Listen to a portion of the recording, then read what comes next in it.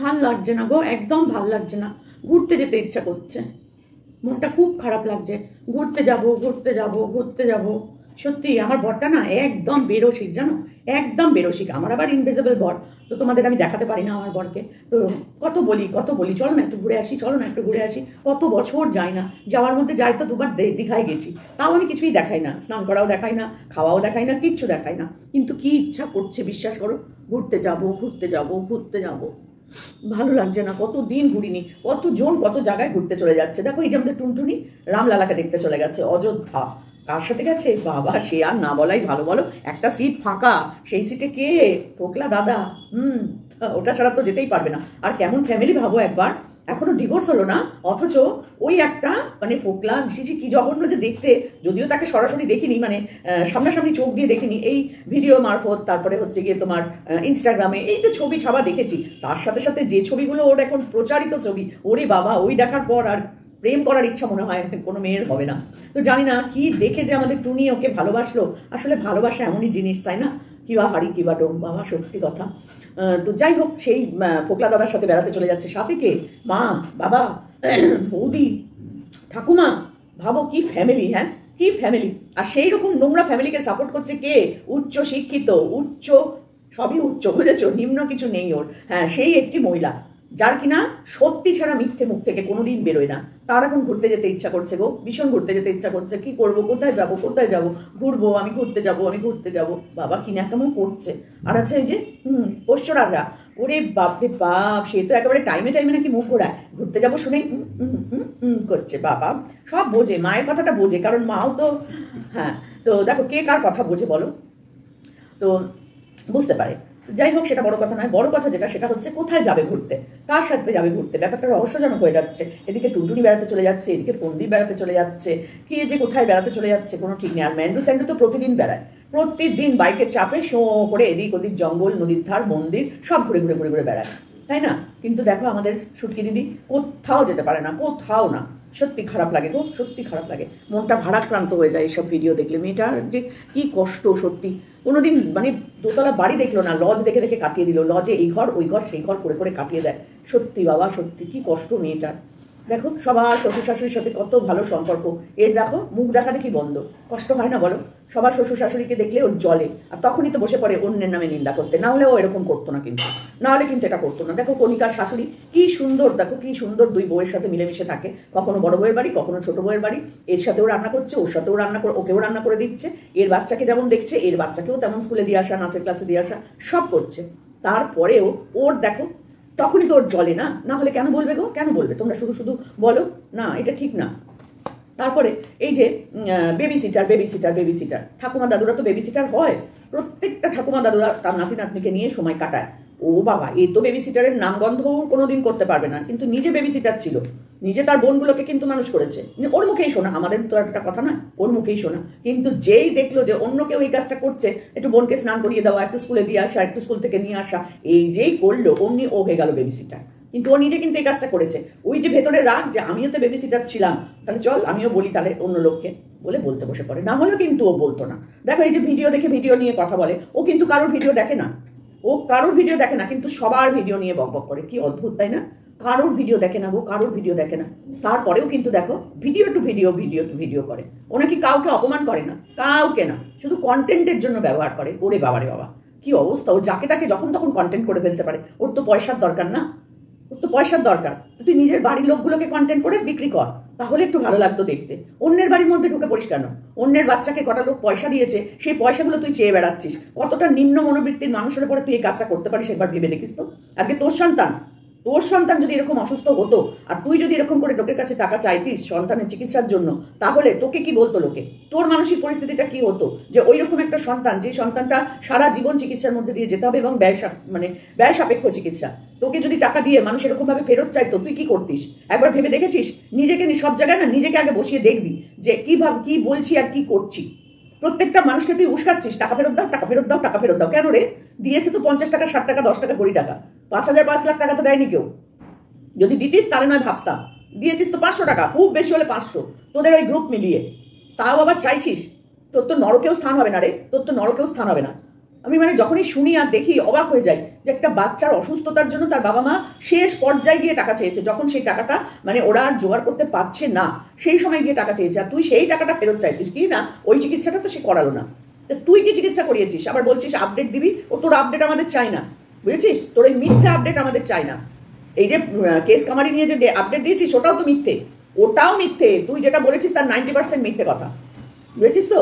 মানুষকে এত মনে করিস না যে সবার কপালে সি লেখা আছে, একদম ভাবিস না।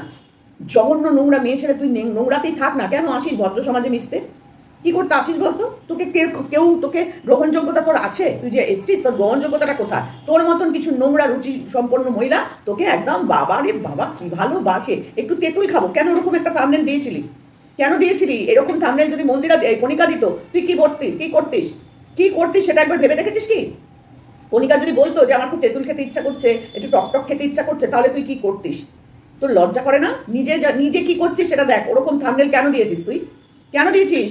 লোককে টানার জন্য। তাহলে সেম কাজটাই করতো কণিকা, তখন কিন্তু তোর জ্বলতো, আর হাঁড়ি খুলে বসে পড়তিস একেবারে ওদের নিয়ে পরচর্চা পরনিন্দা করতে। দিনে 5টা করে ভিডিও, হ্যাঁ 5টা করে ভিডিও, আর ওদের বিরুদ্ধেই লড়বি বলে লোকের কাছ থেকে পয়সা চেয়ে পয়সা দিয়ে সেই পয়সায় লড়ছিস।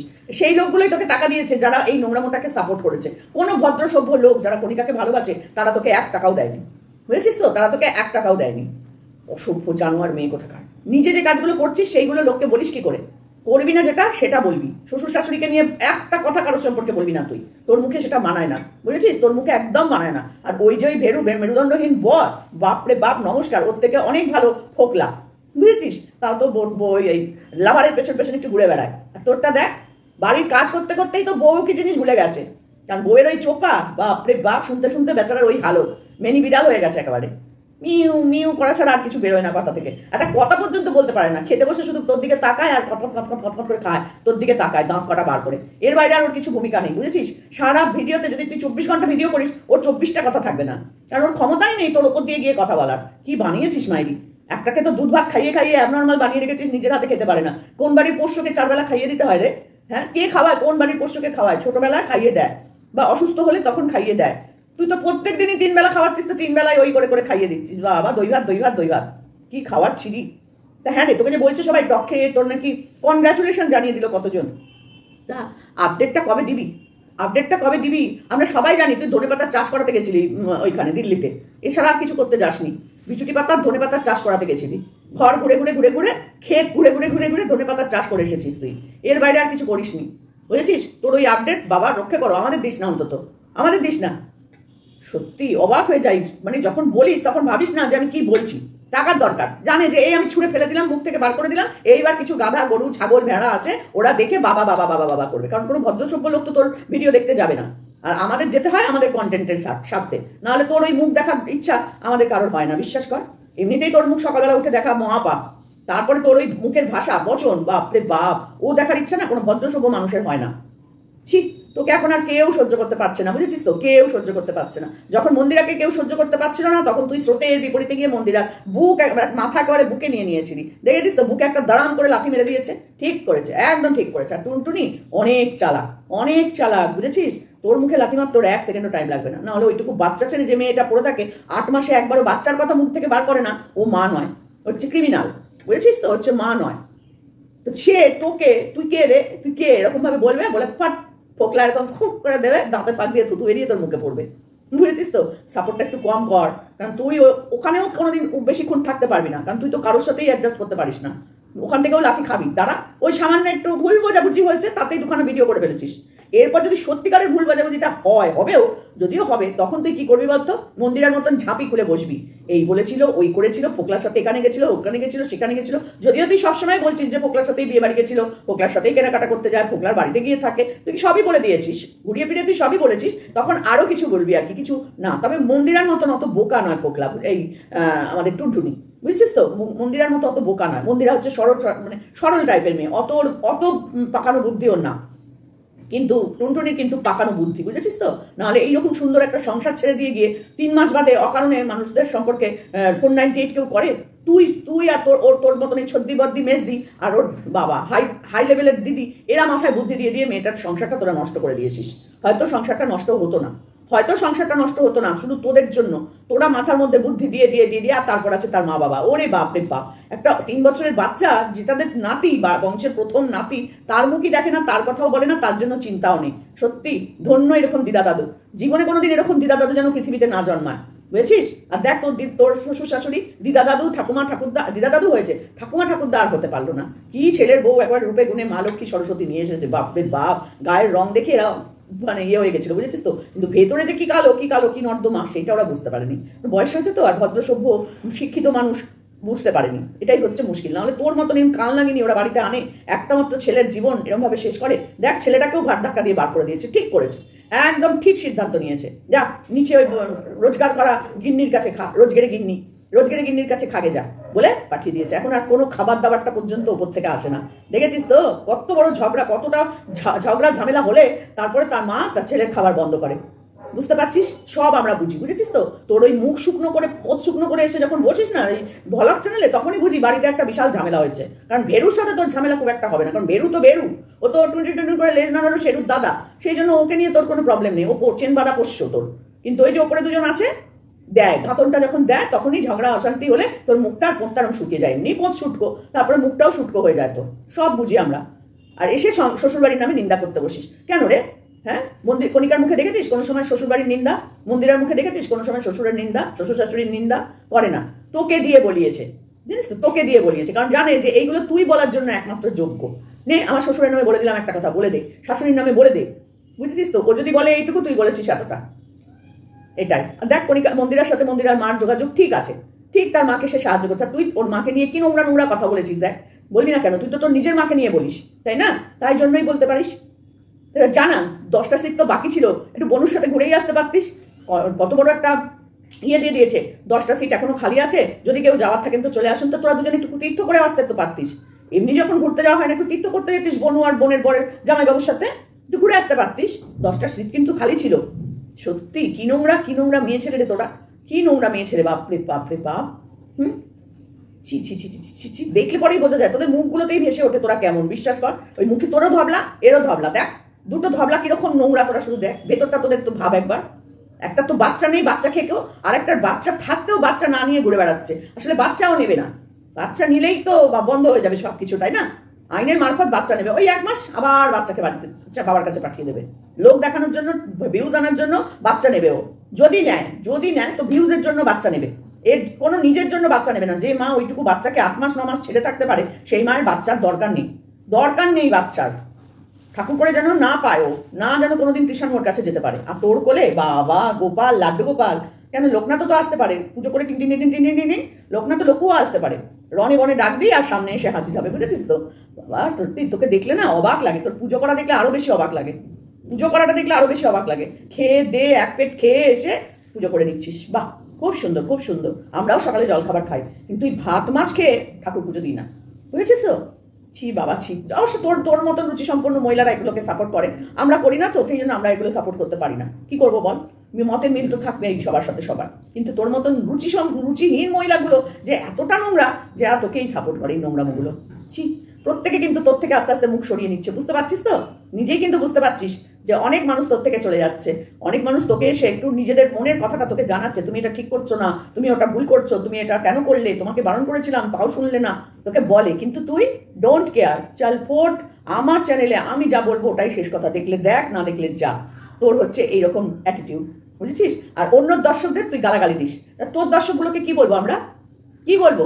ঝ্যাঁটাখোর বলবো, একদম ঝ্যাঁটাখোর পাতাখোর, কোনো ভদ্র সভ্য নয় তারা, বুঝেছিস তো? অন্য দর্শকদেরকে গালাগালি দিস যখন, তোর দর্শকদের একটু ফুলচন্দন দিয়ে পুজো করবো আমরা, মনে করিস? অসভ্য মেয়ে ছেলে, সকাল সকাল একদম মাথা জ্বালিয়ে দেয়। ওই জন্য সকালবেলা ওর ভিডিও দেখি না আমি, সব সময় মুখ বেজার করে চলে আসবে। ব্লগ চ্যানেলে কোনো সময় মুখে হাসি নেই, করে কেতরে পড়ে থাকে দিন রাত্রি। অসভ্য মেয়ে ছেলে কোথাকার। যে মানুষটার শরীরে কষ্ট হবে, সে পরের ভিডিওতেও তার কষ্টটা নিয়েই ভিডিও করবে, সেইখানে এসে চনমনে। একটা মানুষ কি করে এরকম হতে পারে রে? কি করে হতে পারে? তার মানে মিথ্যে কথা থাকে তার মধ্যে।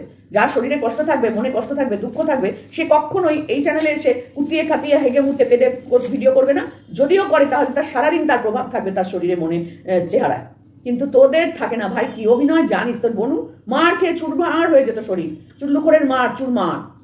কিন্তু দেখ মুখে এত বড় হাসি নিয়ে নেচে কুদে ওর সাথেই, ওই চুল্লুকরের সাথেই ভিডিও করতো, একা ভিডিও খুব কম, সবসময় চুল্লুকরের সাথেই ভিডিও করছে, অথচ রোজ রাত্রে চুল্লুকর এসে ওকে চুরমার করে দিচ্ছে। কিন্তু দেখো মুখ ফুটে বার করতো না। কি অদ্ভুত ব্যাপার, কি অদ্ভুত ব্যাপার। সেরকম তুইও ভ্লগ চ্যানেলে তোর যত দুঃখ কষ্ট বেদনা একেবারে ঝরে পড়ে, আর যেই 5 মিনিট পরেই ওইখানে গিয়ে মানে ব্লগ ভিডিও করতে করতেই মেন চ্যানেলে গিয়ে ভিডিও করিস, অথচ এখানে এসে করতাচ্ছিস, এখানে গিয়ে চনমান করছিস। কি করে পারিস রে? একই খাটে বসে একই ঘরের মধ্যে একবার ফোটানো আর একবার একদম ফোটানো, কি করে হয় তোর? তুই যে কতটা অসভ্য সেটা না তোকে দেখলেই বোঝা যায় কেমন যেন। আচ্ছা তুই যখন চিচিংকে কাটতে বসিস বা যিনি মানে মাটিতে বসিস কাটতে, আর যখন তুই ঝাড় দিস তখন তুই একবার দেখেছিস নিজেকে কেমন লাগে? শরীর নিয়ে কিছু বলছি না, তুই যে অন্যকে নিয়ে বলতিস, কণিকা ঝাড় দেওয়া মোছা নিয়ে যে তুই বলতিস, তুই একবার নিজেকে দেখেছিস তো তোকে কেমন লাগে? মনে হয় তুই দেখিসনি। একটু অন্য কাউকে দিয়ে না ক্যামেরাটা করাস, করে দেখিস, আর নাহলে যখন এডিট করিস তখন একটু দেখিস তো কেমন লাগে। ছি। তো চলো তোমাদেরকে কটা কমেন্ট পড়ে শোনাই, ওরই ব্লগ থেকে কিছু কমেন্ট পড়ে শোনাই। আচ্ছা, একজন লিখেছে ফোনদীপ তোমাকে কলা দিল, কই বললে না তো, কলা ভালো করে খাও। আচ্ছা, আরেকজন লিখেছে তুমি সবসময় না ওইটা পড়ার দরকার নেই একদিন। আচ্ছা, একজন লিখেছে তোমার জানলার পর্দাগুলো একটু চেঞ্জ করো, ওইগুলো ভালো লাগছে না, একটু রং চঙে লাগিয়েও দেখতে ভালো লাগবে। বাড়িটা বললাম বলে কিছু মনে করো না। কিছু মনে করার নেই, কারণ আপনি যে বললেন এইতেই ও মনে করলো যে আমার বাড়ি আমার পর্দা, আমি কি করব না করব আমার ব্যাপার। এই পর্দা যেদিনকে কিনেছিলাম পেরেক দিয়ে ঠুকে ঠুকে একদম সিল করে দিয়ে গেছে, ওই পর্দা আর খোলা যাবে না। এটা তো আপনি জানেন না, ওই পর্দা আর খোলা যায় না। ওই পর্দা যখন একদম পচে ঝরে পড়বে তখন ওখান থেকে বেরোবে, তার আগে আর বেরোবে না। একজন লিখেছে নাইটির নিচে ছায়া পড়তে পারো না, বাজে লাগে। একদম ঠিক, এই কথাটাই আমি বলতে চাইছিলাম যে একবার নিজেকে দেখিস ভালো করে। আচ্ছা,